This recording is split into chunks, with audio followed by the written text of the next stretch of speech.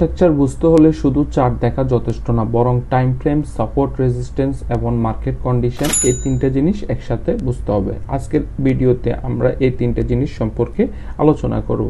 চলেন শুরু করা যাক। Higher time frame versus lower time frame.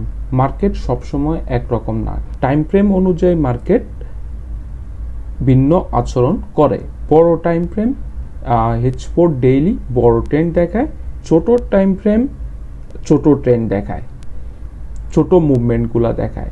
উদাহরণ, বড় চার্টে মার্কেট বিয়ারিশ হলেও 1 মিনিট চার্টে সেটা বুলিশ হতে পারে।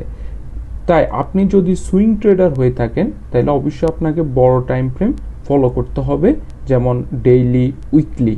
আপনি যদি ডে ট্রেডার হয়ে থাকেন তাহলে মাঝারি টাইম ফ্রেম যেমন H4, H1।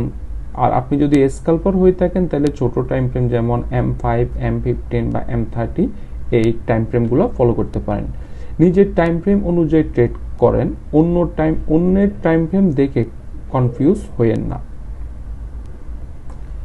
দ্বিতীয়ত, সাপোর্ট অ্যান্ড রেজিস্ট্যান্স। আমরা সাপোর্ট অ্যান্ড রেজিস্ট্যান্স সবাই ভুলভাবে মার্ক করি। সাপোর্ট অ্যান্ড রেজিস্ট্যান্স দুই ধরনের হয়, একটা হচ্ছে static support and resistance. Static support and resistance সবচেয়ে গুরুত্বপূর্ণ। এটা হরিজন্টাল লেভেলে একই জায়গায় বারবার রিয়েক্ট করে, সব ট্রেডার প্রায় একই জায়গায় দেখে, তাই এটা বেশি রিয়েলাইবেল। এখানে লিকুইডিটি এবং অর্ডার বেশি থাকে।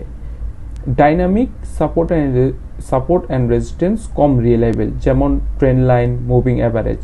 এখন এক একজনের ট্রেন্ড লাইন এক এক রকম হয়ে থাকে। কেউ ট্রেন্ড লাইন M30-তে দেখে, H1-এ দেখে, সবাই আলাদা আলাদাভাবে আঁকে ট্রেন্ড লাইন।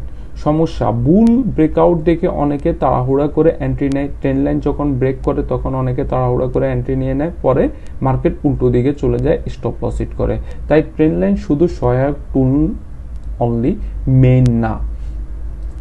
মার্কেট কন্ডিশন সবচেয়ে গুরুত্বপূর্ণ বিষয়। মার্কেট তিন ধরনের হয়, যেমন up trend, down trend, ranging market. এখানে আপনাকে আপ ট্রেন্ড যদি আপনি কিভাবে বুঝবেন, যখন আপনি series of higher high, higher low রিলেভেল করতে পারবেন। আর ডাউন ট্রেন্ড যখন আপনি লোয়ার হাই, লোয়ার লো, যখন series of lower high, lower low হয় তখন যায় এটা ডাউন ট্রেন্ড হয়।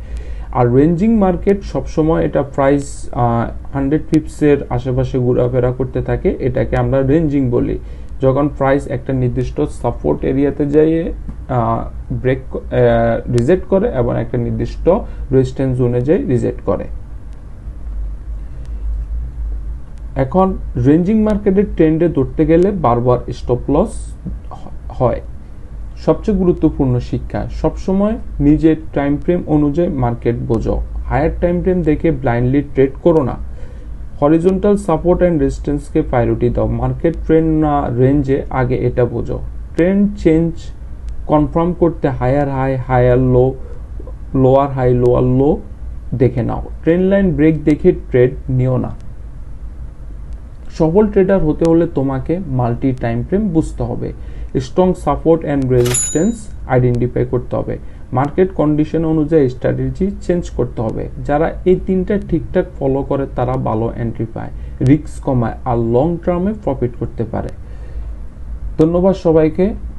এরকম আরও ভিডিও পেতে সবাই লাইক, সাবস্ক্রাইব করে রাখবেন। ধন্যবাদ।